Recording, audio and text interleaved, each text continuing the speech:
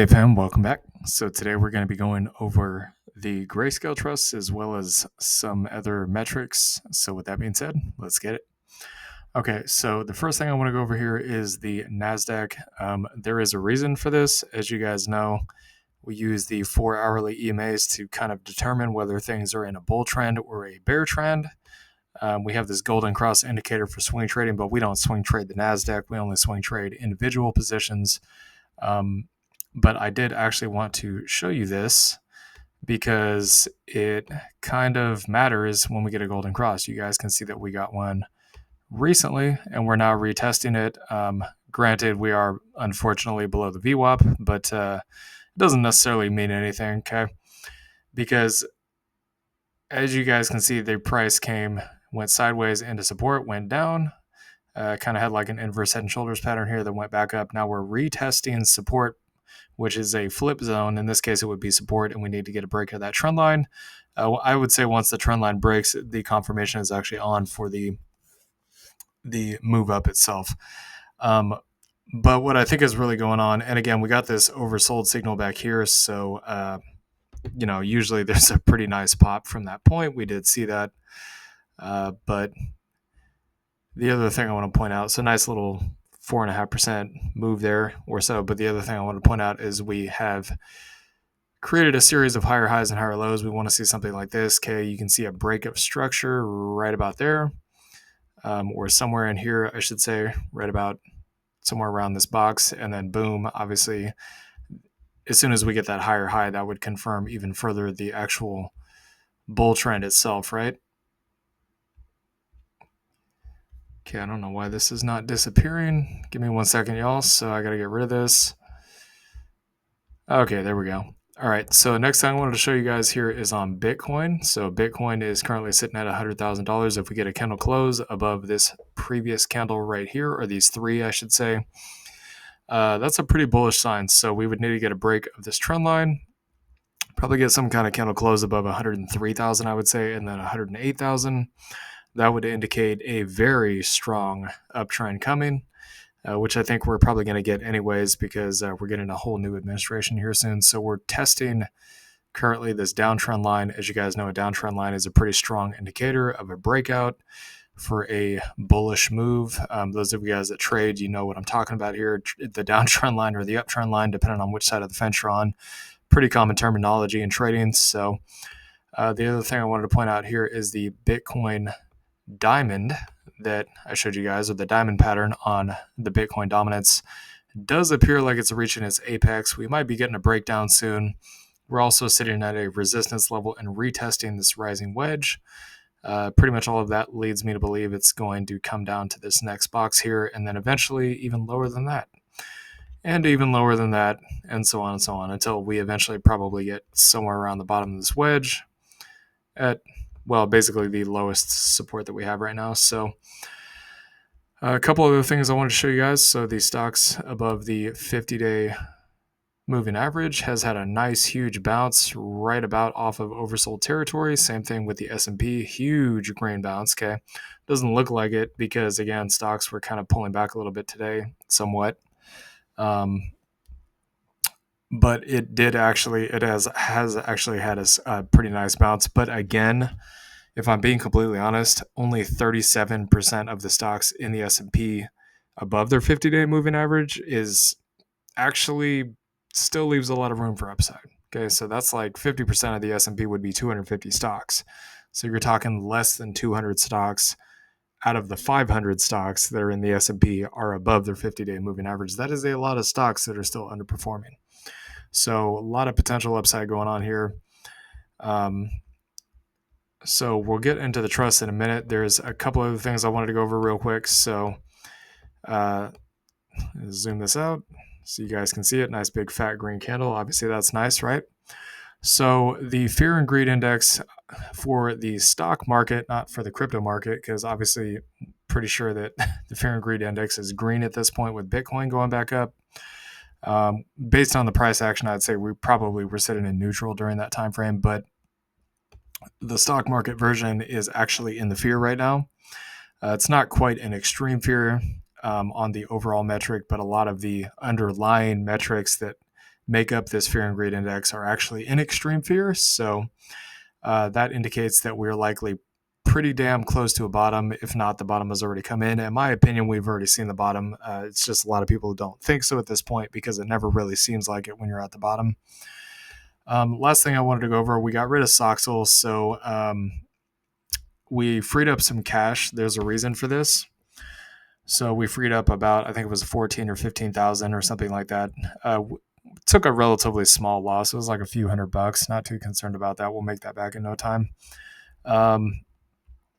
But the reason being is because, and we do like Soxel, but here's the thing, okay? So the markets have been really, and again, I'm very familiar with volatility, but they have been really, really volatile the last few months.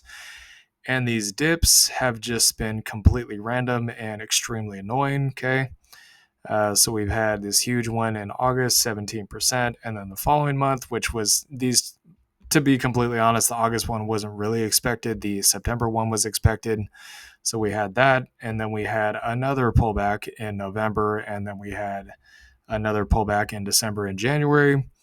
Guys, I can tell you right now, it's not very common to get a pullback in November, December, January, and August. August and September usually are bearish seasonality, but usually the dump in August is not this extreme. So because of the fact that we've had dumps 4 out of the last 5 months, where, as you guys can see, the pullbacks we had in between, like, say, October 2023 and January 2024, all the way up to March 2024, the pullbacks during that time frame were not that much, okay? They were not as volatile as these ones. So basically what we're doing is we're freeing up cash, and we're going to change our strategy this year from what we were doing before to scaling in and scaling out, depending on whether the market goes up or down. We're going to do it differently this time. So what we're going to do, I'm going to show you guys an example right now, is one of the strategies that we showed you, and we're going to try to pull this off to the best of our ability. Pretty much regardless of what the asset is, whether it is a swing trade on a penny stock or a growth stock with the intent to accumulate, or a dividend paying stock with the intent to create more income for less money, or a cryptocurrency with the intent to make a fortune during the bull run, whatever the case may be, whether it's a call debit spread, options, whatever, okay? The strategy and the approach is going to be the same.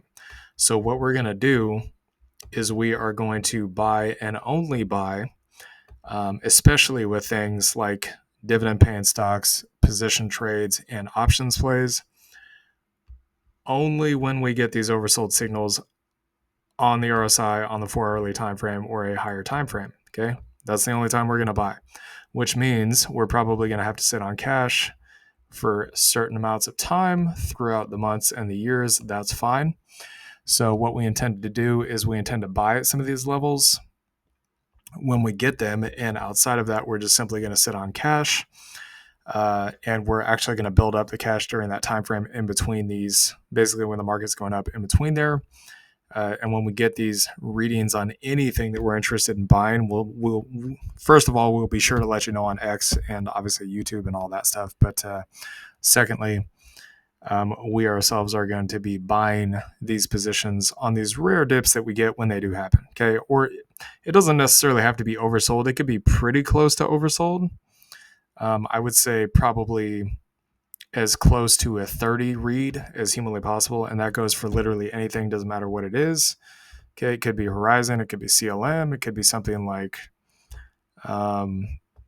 TSLL, for example. We want to pick up TSLL. Well, we're going to pick it up maybe here, here, here, right here, right here, right here, somewhere in there, something like that. Okay. Then go ahead and write some options on it, or it could be something like NVIDIA, Soxel, Bitcoin. Even Bitcoin's another good example. And we're going to use it in confluence with support and resistance zones, and where we think something potentially likely is going to bottom out. Okay. But the main reading is going to be the 4-hourly charts. So we've made a lot of money with the scaling in and scaling out strategy, and it works. It does. It works if you know how to do it right and you're consistent with it and disciplined. But we think this is a better option, especially given all the recent volatility, and we don't know when that's going to end. I think I still am in the camp that things are going to get extremely bullish once Trump is in office. Okay. I think we're going to have a very green bull run this year.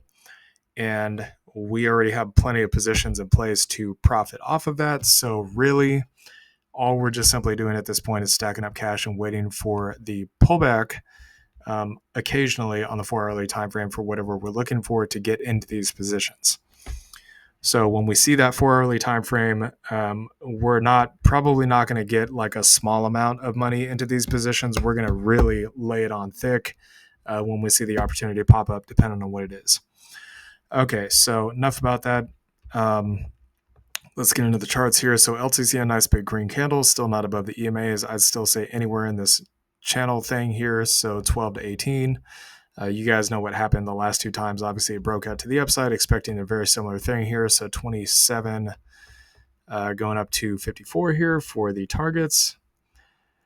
And the reason for the position-like strategy we're going to use this year is it's probably just simply more profitable. I mean, we've been seeing, like, after this huge dump that we just saw over the last 4 weeks, we've seen some of these quantum stocks off of one of those oversold signals literally do nearly a 2x within like a week. So there's a lot of money to be made doing this. We are going to try it and see how it works. Okay, so 335% here, BCHG. Still kind of bobbing around in this triangle pattern. Inverse head and shoulders with a target of roughly about $15 on this one. So somewhere between 530 to 580 for the best potential price to buy at this point. I'd say probably targets somewhere between maybe like 1260 going up to 24 on this one. It's a pretty big move, about 340% gain.